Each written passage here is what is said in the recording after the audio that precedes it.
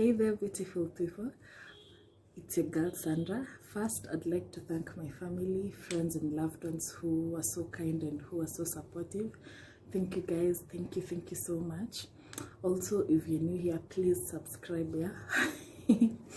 So we are at the end of the first week of January. So have you taken time to just check in on yourself, to check in on how you're doing, to check in on how the year is going so far?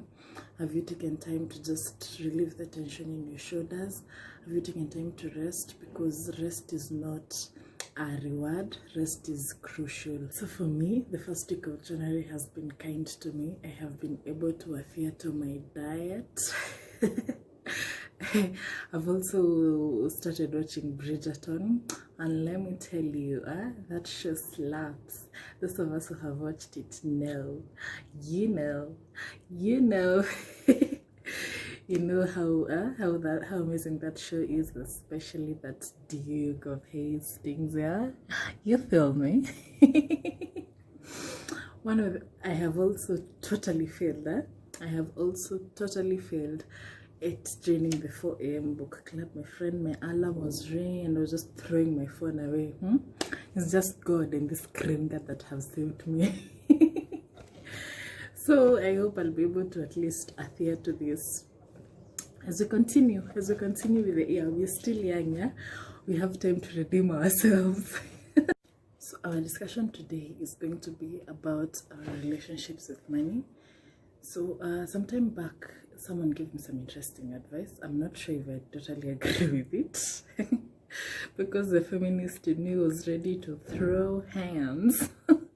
But they told me that anytime that you are unsure about how much to ask for, especially as a woman, ask a man. And I was like, what do you mean? Do you mean us as women we don't know? As we can think for ourselves, as we can determine how much money we want.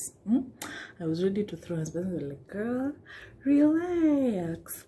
They told me that for women, our relationship with money, at least on that particular day, is based on your self-worth. So this can be insecurities like maybe I don't know how to do a spreadsheet very well, or maybe I don't know, like I'm not sure.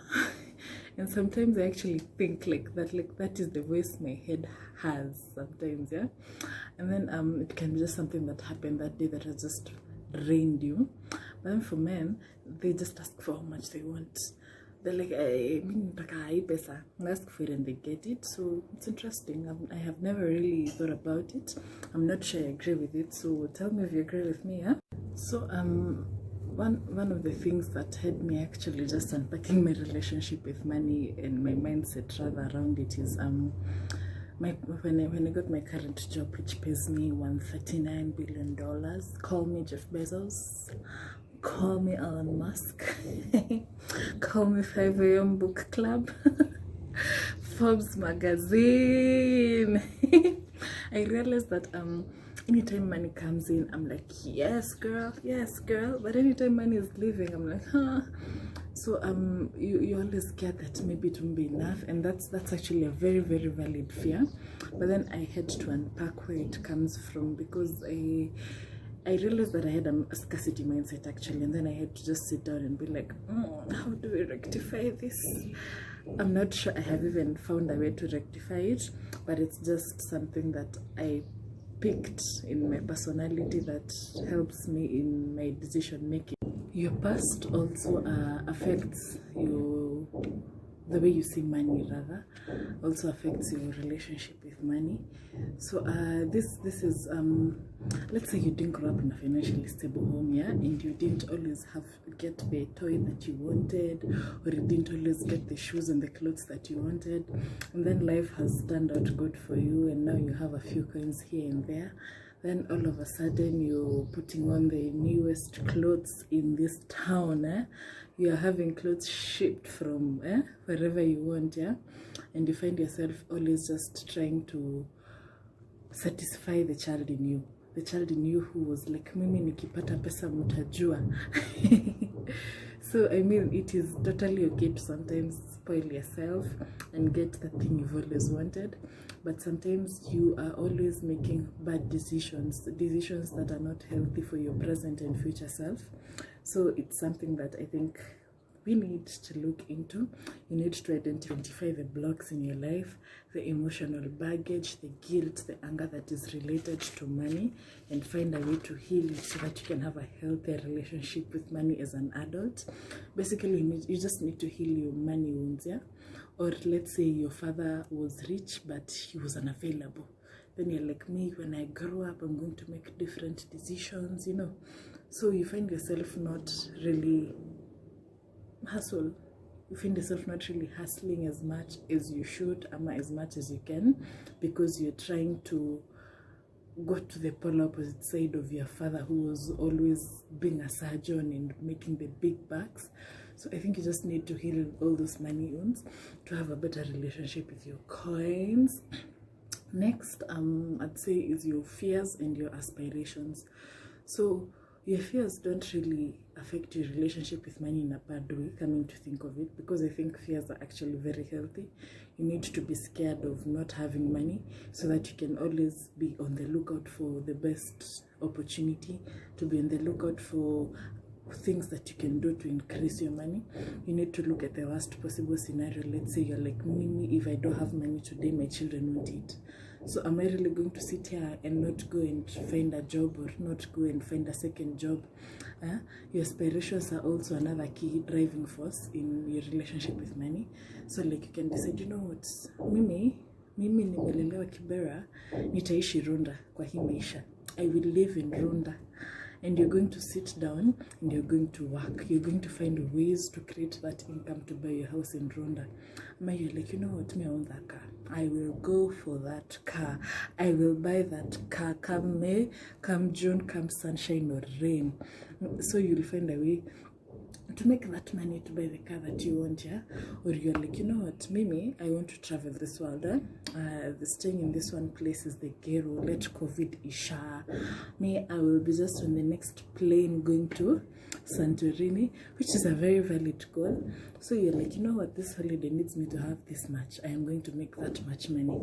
So your aspirations and your fears are actually a key driving force, and they're not necessarily bad, I'd say. The next thing I'd say is your self-confidence. Your self-confidence, yeah? So a lot of people, a lot of women, a lot of men, I won't generalize this to gender. So a lot of people find themselves stuck in very unhealthy situations because they're scared of moving on from that because of the money impact. People stay in broken marriages because how will I pay for the kids' fee? You stay at a job that is having you just getting ulcers, unameza tu dawa kila siku, because nikienda, how will I pay my bills, you know? So when you have confidence in yourself, you will be able to make the decisions that you need and even take some risks, you know, start that business you've always wanted to, because you believe that you have the right skills, you have equipped yourself with the right skills to just make the changes that you need. You have equipped yourself with the right skills to be able to deal with the issues that come ahead of you, to be able to deal with any financial problems that come ahead of you. So one of the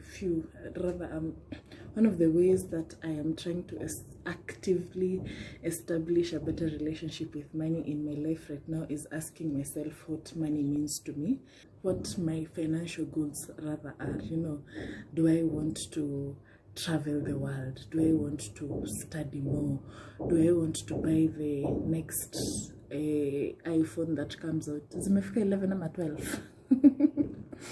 So looking at what money means to me is a key way in just having a healthy and better relationship with money. Also, looking at what financial freedom means to you. So financial freedom rather is having money for not only your needs, but for your goals and dreams. And looking at a way to achieve financial freedom such that if I had financial freedom rather, what would I do? You know, what is my game plan to achieving financial freedom in my life, you know? So that's one of the things that I am trying to implement in my life. Also, someone said that money is a good servant and a bad boss. So you need to realize that money is not an end goal, but rather it is a means to achieving the life of our dreams. Money is your end goal, rather you will find yourself destroying the relationships that you have with your loved ones. You will even destroy your self-worth, your integrity, your health. And also you need to realize that you like another key thing rather that I have realized is we are not after money, we are after the feeling that money gives us. You know, money makes you feel empowered, money makes you feel like you can live life on your own terms, money gives you freedom, security, money helps you you can help your family and your friends, money makes you feel alive. You know, you're like, when people like see 20, you're like sawa twendeni kweli, you know. So because money is just paper, honestly, but really it's paper that is a tool for creating and curating a life for yourself that makes you happy, which is very, very crucial. Also, another question rather that I have been asking myself is, what are my financial goals in the short term and in the long term? And asking myself why I am spending on things that don't align with us. You know, if you want to save $10,000 in 1 year, why are you spending money on things that are not crucial? Why are you spending money on things that really are not helping you achieve your goals? So these are some of the things that I have been doing in an effort to have a better relationship with my finances and my money, and to just have overall financial wellness. So thank you so much for watching to the end. Please like, subscribe, share, and tell a friend to come and see what Sandra is doing. Yeah, have an amazing weekend. Bye.